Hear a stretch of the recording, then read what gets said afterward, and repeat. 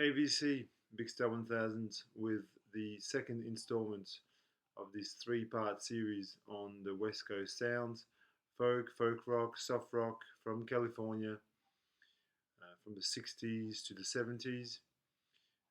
And today I want to tackle the subject of Laurel Canyon folk. Um, Laurel Canyon, which is an area of Los Angeles, northwest of downtown LA, basically, was a great community of artists, singer, musicians,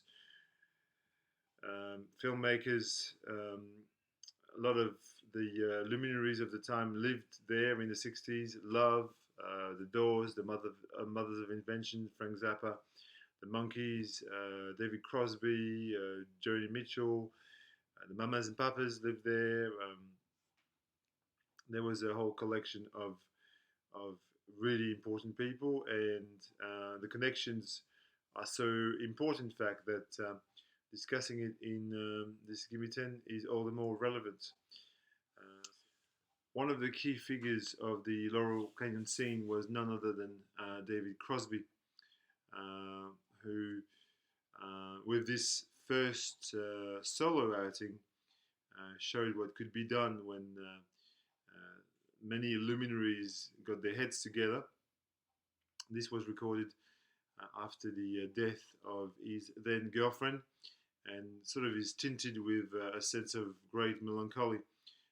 The songs are brilliant, from cowboy movies to Tamalpais High to I mean, the whole album is an amazing collection of sort of evocative tunes, and this record features the scene basically, from Neil Young to Graham Nash to the Grateful Dead, to Joni Mitchell, Grace Slick, David Geffen appears there, Elliot Roberts. This is an absolute must when talking about Laurel Canyon folk. Just as important and as relevant as David Crosby, we have maybe the most significant artist on this scene, and I'm talking about Mr. Neil Young, um, who, despite his Canadian origins and nationality, is a firm mainstay on the LA scene. And Neil Young had a house on Laurel Canyon, and it was the scene of many a gathering. Um, this record, whilst it's not technically a folk record, it's more sort of a folk rock record, is nonetheless essential. Contains some of Neil Young's best known songs, best loved songs, from After the Gold Rush to Southern Man to Only Love Can Break Your Heart to um, Don't Let It Bring You Down. This is a tour de force of songwriting, and I believe this should be in every music fan's collection. It's a lovely collection of wistful and clever tunes. Another Canadian import to the Laurel Canyon scene was the mesmerizing Miss Joni Mitchell, who released many a classic record in that time period. Even has a record which is entitled "Ladies of the Canyon." I mean, if that's not tribute enough, what is? And crown achievement, really, of that time period is, without question, Blue, an incredible collection of folk songs, which, again, like with David Crosby, tinted in a deep sense of melancholy. This is a totally beautiful, mesmerizing record, um, and to me, really, she never reached those heights again. I mean, you could argue that the hitting of Summer Lawns is equally um, as good a record, but I still think Blue sort of catches you in places where you sort of didn't expect it, and the songs are so stripped down, so simple, with a trademark dulcimer, piano playing, angelic vocals. She was really the crown princess of the Laurel Canyon. Joni Mitchell, Blue, 1971. I couldn't mention Joni Mitchell without mentioning Graham Nash, former singer with the English band the Hollies. Um, this really, to me, is one of the best records of the period. Full stop. Um, I think it's a very accomplished effort by Graham Nash here, and there is a song tributed to um, Joni Mitchell. I think "I Used to Be a King" is a song that directly references their love story. Um, I just love this record for many reasons. It's just a really catchy piece of music. It's well written. It's just some of the songs are just downright amazing. Like the closing piece, Chicago, and We Can Change the World.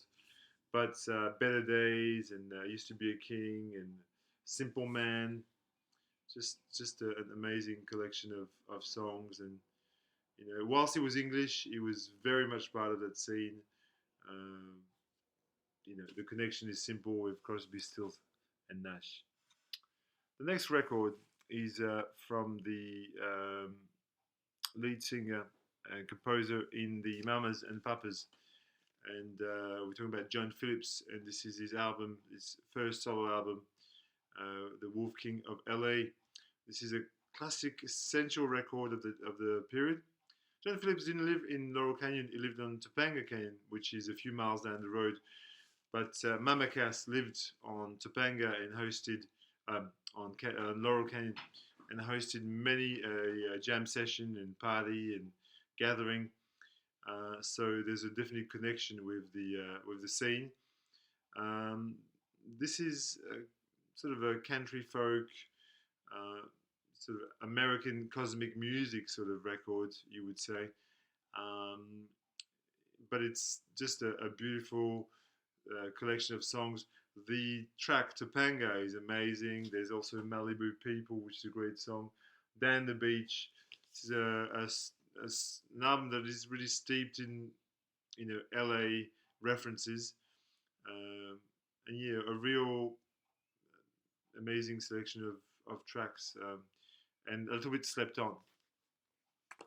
Last week I was talking about the Young Bloods, Elephant Mountain, as sort of a folk rock classic of the period, and I want to mention the one of the first solo records. I don't know which number exactly. I think it's his second, perhaps, solo record of the leader of the Young Bloods, Jesse Cullen Young, which is really the kind of a prototype of that kind of music of early 70s, yeah, Californian folk music. This is an absolutely beautiful record, very attainable, very you can get this record quite easily. Song for Julie was released in 1973. I think it's his second album or third album, and contains songs like Morning Sun, the title track.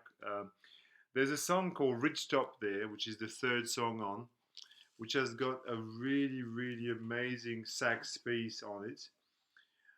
Sax solo. It's kind of like it just catches you in your tracks. So a fantastic singer-songwriter record, and really a very telling example of what was done at the time. Jesse Cullen Young, Song for Julie. Okay, we're going to talk about a couple of girls now. The first one is, again, I'm talking about essential albums, and when I say essential, I do mean essential. Talk about Judy Seal, and this is her first record, self-titled Judy Seal. Um, Judy Seal, you could most easily compare her to someone like Nick Drake because of the sort of late rediscovery of her music. in the scheme of her life. She had a very tragic life. She died fairly young.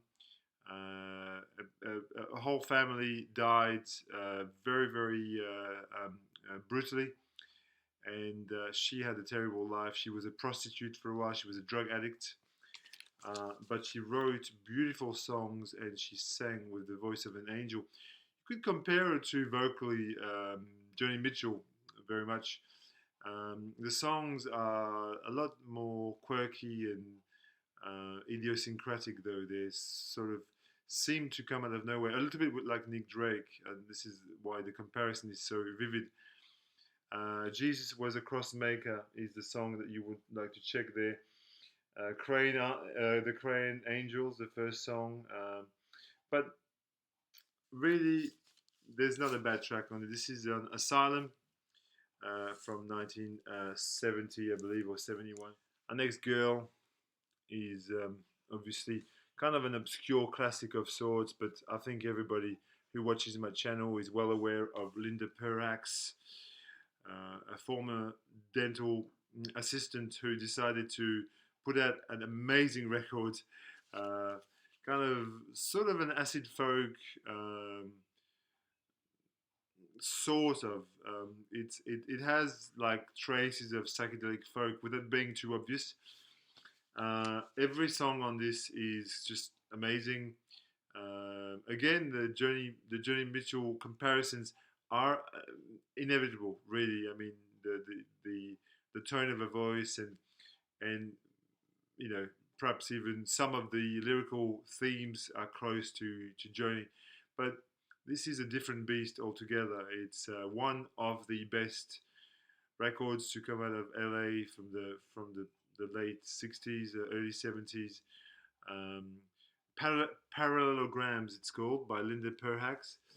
And, sampling I mean, Paper Mountain Man is brilliant. The title track, Parallelogram, um, just stunning Laurel Canyon folk. The last two records sort of preface my next video, which is going to be on soft rock, yacht rock, sort of Californian West Coast sort of evolution of the sound from folk rock to that sort of like radio friendly sound. And the record I've chosen here is Sweet Baby James by James Taylor, a record that everybody knows, and perhaps maybe a little bit forgotten in the sense that it's people just sort of take it for granted. But it's a beautiful collection of songs, and it's not to be dismissed. And James Taylor lived at the time and worked in and around Laurel Canyon. Appears on lots of records of that period, notably on Carole King's Tapestry, which is also a classic Laurel Canyon folk record of that time. I am not going to feature it in this video though. But Sweet Baby James is really a top-notch collection of songs. I mean, everybody knows Fire and Rain and the like, but not to be dismissed. I think it's a worthy inclusion in this Gimme 10. So the last entry in this Gimme 10, is really like the bridge to my next Gimme 10.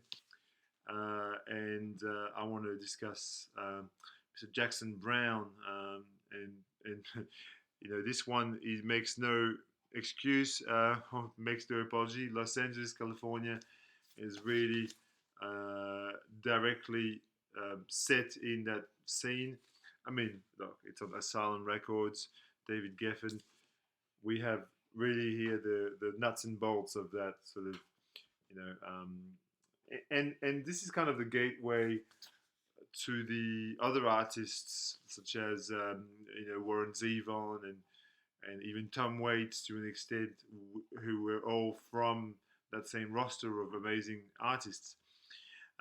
This album is just a lovely collection of folk songs. It's a little bit on the soft rock side. You get a mix between James Taylor and maybe a little bit of Elton John, in the sense of like 70s Elton John, in the sense of that there's that kind of lust for melody and sweet sounds. Jamaica Say You Will is the opener of this. It's a very, very fine song. Um, it's just a beautiful album, and it's cheap, and it's not to be dismissed. So that's all I've got for you today. 10, um, you know, I called it Laurel Canyon folk, but it's just like a generic term. It doesn't really apply to every single record per se, but it sort of covers a. I hope you enjoyed it. And my next installment, as I said, will delve more into the 70s in a broader sense, with more radio friendly music. We'll delve into bands like the Eagles or Buzz Skaggs or those kinds of sounds, which I really dig. So stay tuned and leave me some comments.